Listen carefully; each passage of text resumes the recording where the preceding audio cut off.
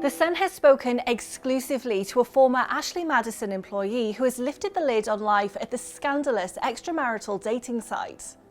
When Biderman asked me to go out on dates with married men, I was conflicted. You are sort of my boss, but it made me feel horrible. The adult dating site is in the headlines again after becoming a hit Netflix drama, Ashley Madison, Sex, Lies and Scandal.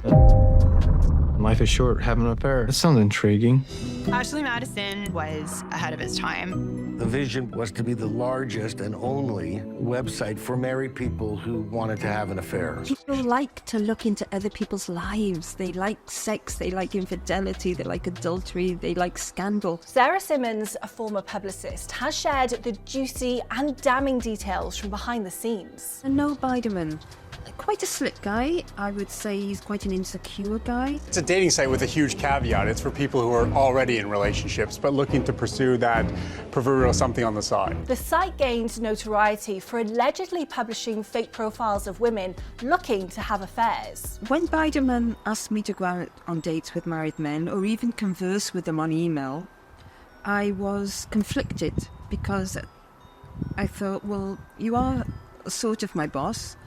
You are paying me something, and I suppose I have to meet certain obligations. Apparently got this website with so many millions of people on it.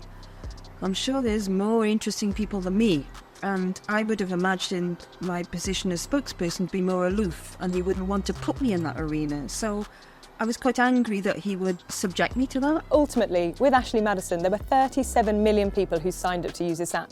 But what they found was actually it was a lot more men than women. So they had a huge shortfall of female profiles. He was looking for a spokesperson. He'd seen me on a few TV shows out in the States. I was living in LA at the time. I was peddling my Mistresses Anonymous support group, which was helping women get out of the affairs with married men, helping them rebuild their self-esteem and go on to meet a single guy. And then I had no Biderman contact me with this offer of a spokespersonship, and his message was, let's get as many men as we can to cheat. I read that you actually think that this is a marriage saver. How so? It's a preservation device for so many people who are in a marriage who say, no, they love their partners. Love and sex are different things. So I felt in this juxtaposition of like trying to keep everybody happy, and I was a bit conflicted. I didn't have much faith in it, but at the time I didn't know much about it, like lots of other people. I just knew that they had the big splash boards. I knew that they were in the press.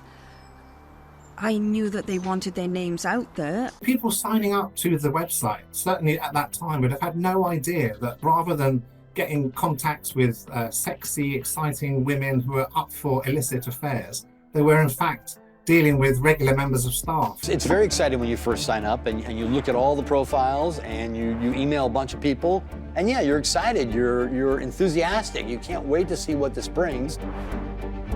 Sarah said that during her time working for Ashley Madison, she did feel incredibly under pressure, not just in terms of creating fake profiles, but in the job in general. Sarah's job was just being a publicist. Her job was just to promote the brand, make Ashley Madison what it was. Obviously, they spent so much money on advertising all around the world. That's why it became so popular.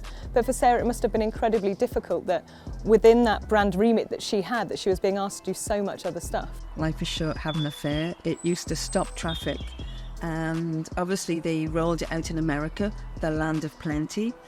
And yeah, it was dynamic at the time. It certainly caught a lot of people's attention. It caught mine. It caught a lot of TV shows at the time. Oprah Winfrey was taking it on, Dr. Phil, everybody was talking about it. I wanted more of the good stuff that life had to give. So I signed up because it sounded like they had the answer.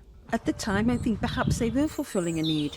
Now you do have lots of other websites. You've got so many, apart from your Match.coms, you've got your Grinders, your Tinders, your Bumbles. I lose track because I'm not on them. I find it quite depressing, quite frankly, to think that you could swipe right or swipe left and get intimate with somebody. It's disgusting. But back in the day, much as I don't like having worked for them, some part of me has to say hats off to you. Ashley Madison was the best one for me.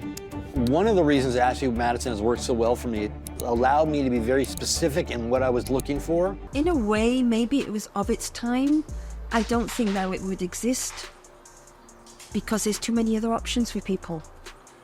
I realised that I wasn't dealing with the most logical of people with Noel Biderman, and in the end, I was pushing a rock up a hill, and nobody wanted to take him on. They thought it was tawdry. So it just wore me down to a point where in the end I thought, I can't keep doing this, my own mental health.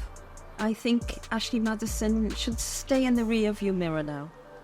The Sun has approached Ashley Madison's former chief executive, Noel Biderman, for comment.